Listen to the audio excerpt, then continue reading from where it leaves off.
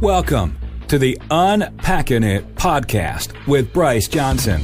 It's a show that unpacks sports, faith, and life with intriguing guests from the sports and entertainment world. Enjoy inspiring conversations and thought-provoking interviews. You'll hear stories from people that will inspire, challenge, and encourage you. Now, from the Unpacking It studios in Charlotte, North Carolina, uniting sports fans everywhere, here is Bryce Johnson. Our guest right now on Unpacking It is a former Pittsburgh Steeler cornerback, a 5-time Pro Bowler and 4-time Super Bowl champion, and a Pro Football Hall of Fame inductee. He is considered one of the best all-time cornerbacks, but his athletic accolades are not his entire legacy. Mel has committed and dedicated the past 34-plus years to impacting and influencing the lives of youth. Mel has carried the legacy of his parents, and as a deeply committed family man, Mel has been a father figure to many who did not have a positive influence in their home. His organization is called Mel Blount Youth Leadership Initiative, and you can find out more at melblount.org. Mel, thanks so much for being with us. How are you?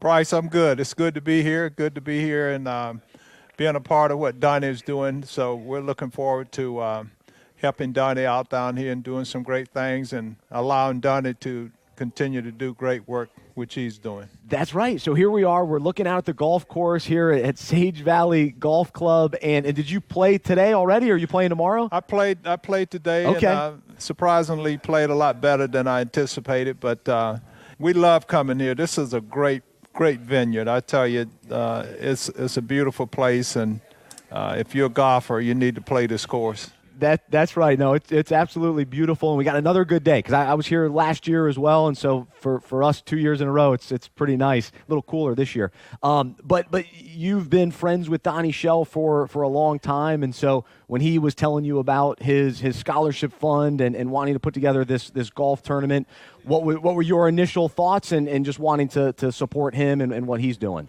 Well, Donnie came to the Steelers in 1974, so I've been knowing Donnie ever since 1974. Just a tremendous athlete and great person, and this is fitting. This is the kind of man Donnie Shell is. So when he asked me to come and be a part of this effort, helping him raise funds for his programs, I was more than happy, and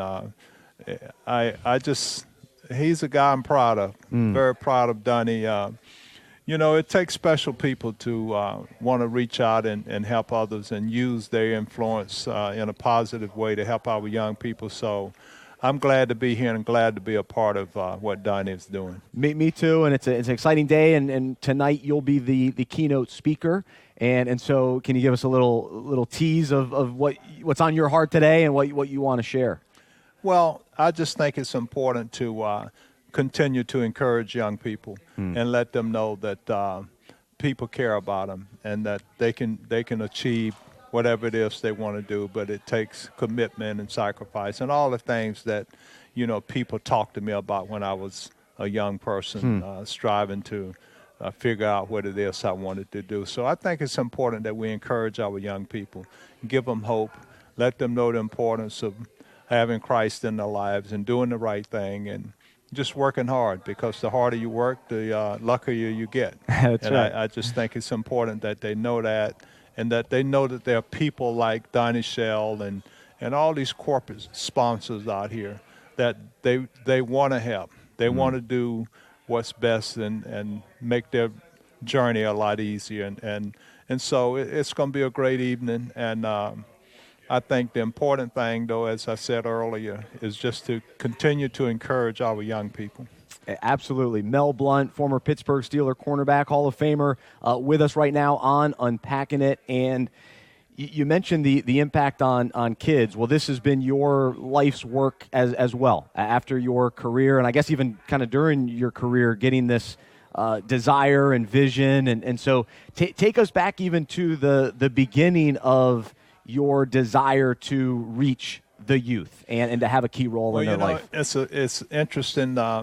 In 1983, I just happened to go home one summer, And, 1983, my kids, my family members, my sisters and brothers, they had kids in, 8th grade, 9th grade, and I grew up on a farm down in Vidalia, Georgia. I'm the youngest of 11 kids. And so I had nieces and nephews who were young kids when we were winning those championships and Super Bowls in the 70s. And so they would go back to their schools and say their Uncle Mel was home. Well, all these kids would come out to the farm, and they want you to throw the football to them. They want to take pictures. And, it's like God spoke to me and said, you can do more than sign autographs and take pictures. These kids are crying out for attention, and, they want to be encouraged. So that was the birth of the Mel Blount Youth Home.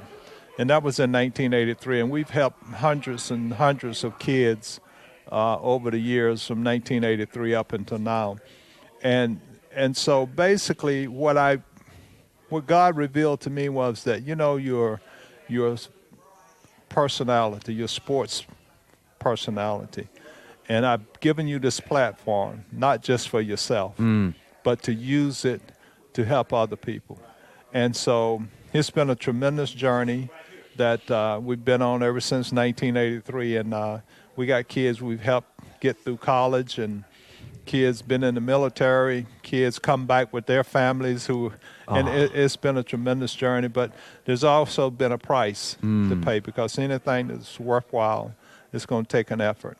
And so that's why I'm here really to help Donnie, because this is his third year. And it takes time to, build up a support system. It takes time to really build up the funds you need to really have an impact on these kids. So these are the things that we're looking forward to and working and trying to help Donnie reach. That's right. And so with your youth home, you talk about starting it back in the 80s, and now it's 2018. Where is it at today? And as you look back, what initially comes to mind as you just think about God's faithfulness and what he's been able to do all these years? There's no question about it. You look back and you look back at the journey, and you remember the faithfulness of God, how true he is to his word. And you also realize that it takes an effort. God can't bless you if you're not doing anything. And so a lot of times you have to step out on faith. And I know we built the home in Vidalia, Georgia in 1983. Then 1989, we built the one in Pennsylvania, and actually stepped out on faith. And, we've seen some dark moments because it takes support, it takes money to do this, and then it also takes people.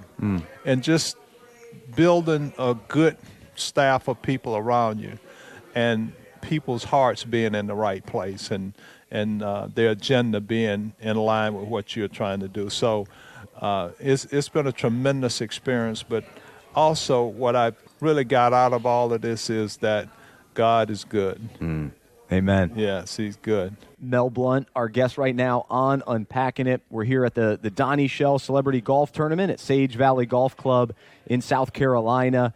And you talk about God being good, so would love to hear just a little bit about your faith journey and talking about, okay, God gave you this vision to have an impact on kids, but where was the initial impact on you to where your life turned toward God and decided to follow him? Well, I was fortunate. I mentioned I came from a large family, the youngest of 11. There were 7 boys and 4 girls, and my father was a deacon in the church. My mother, she was the mother of the church. But that don't mean that the kids are going to still be in line with what their parents know. We were in church every day. Oh, wow. And every Sunday. And the thing I remember vividly is how we used to walk to church. And I tell my kids that now, I said, we walk, and this is no lie, we used to walk 5 miles to church. Oh, really? And then a lot of times, and you got to remember the times, though. You're talking about back in, I was born in 48, so you're talking about from 48, and especially during the 50s and 60s. I mean, we didn't have tractors and trucks. We had mules and wagons and sleds. And so we'd hop on the wagon. A lot of times, if they didn't hitch the wagon up, the mule up to the wagon. We walked to church. Wow. But we would walk singing songs and praising God. Isn't that something? And so that's what I remember, and that was the impact that my parents and those times had on me. The commitment. Yeah, I mean, tremendous commitment to, just living a godly life.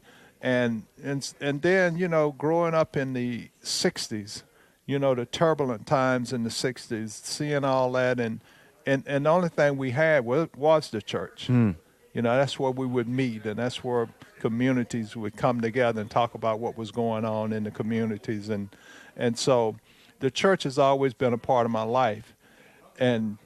But I can honestly say that I haven't always been a part of God's family because, when you're growing up in the country and all of a sudden you get a chance to go off to college. Okay, now you're on your own. Man, I'm going to just do what. But you know what? I had the foundation. And that's what I say all the time about what's happening now with our young people. They don't have that foundation. They don't have the family structure.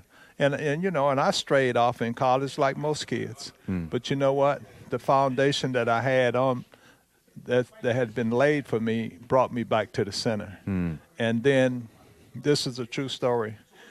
In the playoff game in Oakland, California, it was the AFC Championship game, the Pittsburgh Steelers against the Oakland Raiders. I gave up 3 touchdowns in that championship game. Then we go to the Super Bowl. All the media, all from that day that we played the championship leading up to the Super Bowl, it was is Mel Blount going to start? Is he going to be with the team next year? I mean, and so we go and we win that championship. We win the Super Bowl for the first time in 40 years in the Steelers' history. I make a big interception in the game. Glenn Edwards come across and hit John Gilliam, pops the ball up. Ball goes up in the air, I run, intercepts it. And it was a big play in the game, turned the game. Yeah. We win the championship. I go back to Vidalia. I'm miserable. Now, you would think that a 20-some-year-old kid who's just won a Super Bowl would be the happiest person in the world. That wasn't the case with me. And I'll never forget riding across my family's farm. I've always loved horses because as a young kid, we used to plow them, we used to ride them, we used to hook them to the wagons. So the first thing I did when I was signed by the Steelers, I bought 3 horses. So to have your own. To have my own. But I'm riding one of these horses across the field after we won the Super Bowl. I'm a world champion, and I'm miserable. And I'm breaking out with tears in my eyes because I'm wondering what's going to happen, Yeah, oh yeah. Am I going to be back with the Steelers? Am I going to get traded? What's my career like? And God spoke to me. And I promised God, I said, Lord, if you just bless me and keep me healthy, not only will I be and recommit my life to you, but I promise you I'll be the best football player that I could possibly be. Wow. And that's a true story, and that was the turning point in my life because 1975, come back to camp, and back in those days we played a college all-star game. The world champions in the NFL used to play the college kids that was coming out. It was held up in Chicago, and they would stay up in Evanston, Illinois, on Northwestern campus, and we'd play. So anyway, we played that game, and that's the last time they played a college game. But anyway, is that right? I took a helmet to the knee. So we come back to camp, and I was out for a couple of days in training camp, but I'm still saying, Lord, if you just bless me and keep me healthy, I'm gonna be the best I can be. And that year, I led the league in interception. Wow. 11 interceptions. Wow. Led the league, made All-Pro. I was the Defensive Player of the Year, and we won another Super Bowl. And that was kind of the turning point for Mel Blount, and that's my story and the journey that I was on and my relationship with God. Yeah. And it's been a tremendous testimony. Yeah. Because I like to share this because so many people, they go through struggles in life and they give up. But I'm here to tell you that if you stay the course and if you put your faith and your trust in God and really make the kind of commitment and sacrifices that it takes to be successful, God would never fail you. Man, Mel Blount, Hall of Famer, former Pittsburgh Steeler, joining us here on Unpacking It. I'm Bryce Johnson, and just an incredible story and perspective. And so the first Super Bowl you won, you weren't very satisfied. You start following the Lord, give your life to Him. What was that satisfaction like when you found your satisfaction in Christ? Then how did that change your perspective, even on winning Super Bowls and being a part of a successful Pittsburgh team? Well, I think what it did is it made me realize the importance of it, but it also kept me grounded. Yeah. You know, and I told someone this just a few days ago. I said, we won 4 championships out of 6 years. It's incredible. But it was a different kind of mindset back then. I mean, never in one of those locker rooms where we popping champagne or smoking cigars. It was a workman business like approach that we took, and I think that all started with Chuck Noll. And he always would say, act like you've been there before. Yeah. And and so basically what I'm saying is there was a humbleness about that experience. Yeah.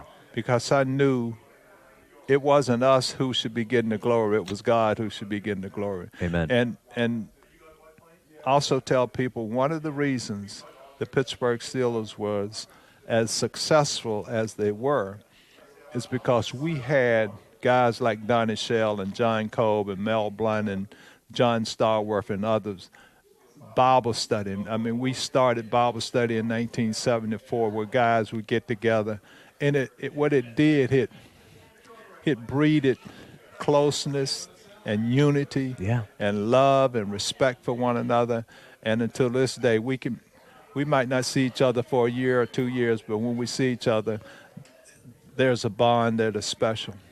That deep connection. It sure is. To experience not only life on the field, but to experience life and heart change and growth and off the field. Yeah. That's what really lasts. Yeah, exactly. Well, and even just in what you're saying and people listening and tuning in, and they may think, okay, so I follow God, and then all of a sudden everything is about winning and success and everything goes my way. And that's not necessarily what you're saying, but No. what do you say to someone who maybe has that misconception, but you're saying, hey, listen, faith and joy and that security that comes from a life with God opens up doors and it just provides so much, and He shows favor. So it's a complicated topic, but I'd love your thoughts. Let me tell you what I would tell anybody, that when you have Christ in your life, even in the difficult times, there's still joy down in your heart. That's right.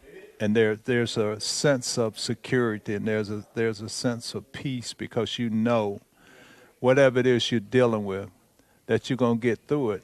And when you get through it, you're going to be better coming out of it than you were going into it. Yeah. And that's a beautiful thing to know. No, it doesn't mean you're not going to have any problems. It doesn't mean that you're not going to have hardships and disappointments and failures, but it does mean that you'll have the strength and the courage to get back up and get back in the race.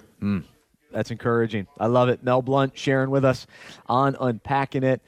Well, love hearing your heart and talking faith, but while we're here, also want to hear a little football talk as well. And I always love hearing from guys who played years ago to just take a look at today's game and even from a Pittsburgh Steelers standpoint, as you, I assume, keep up with the team and follow them to a certain extent.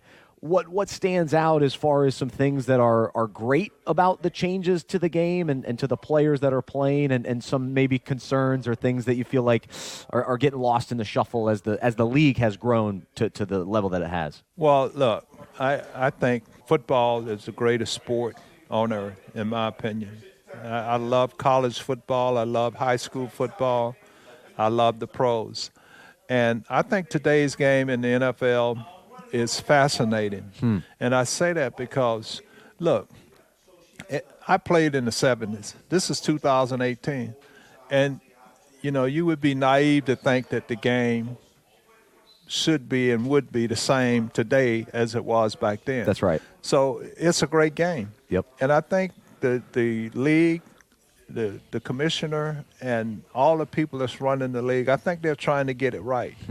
But there's so much money involved, so it's important that you get it right. It's important that you stop and look at a play and make sure you call it right, because you're talking about a lot of money that the outcome of the game will determine who gets it.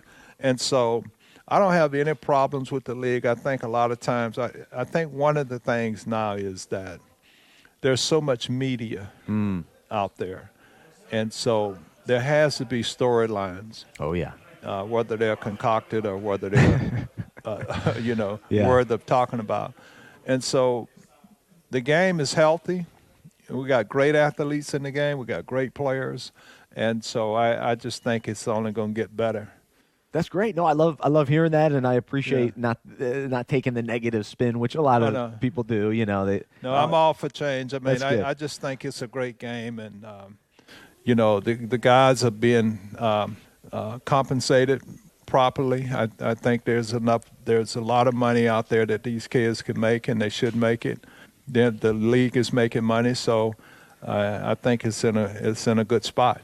And hopefully continuing to develop leaders that can then, once their playing career is over, have an impact on the lives of youth the way that you have for the last 30-plus years. And people can check out melblount.org, his youth leadership initiative and his youth home. And so would love for people to check that out. But appreciate what you do and your heart for the Lord, but also your heart for the youth as well. So thanks for being with us today on Unpacking It. We appreciate it. It's been a pleasure. Thank you. All right. He's Mel Blount, Hall of Famer, joining us here at the Donnie Shell Celebrity. For more information about the show, our events, and other resources, visit unpackinit.com. That's unpackinit.com. We hope you are encouraged, inspired, and challenged by what you heard today. To support our show and Unpacking It Ministries with a financial gift, visit unpackinit.com/donate. We look forward to unpacking sports, faith, and life with you again next week.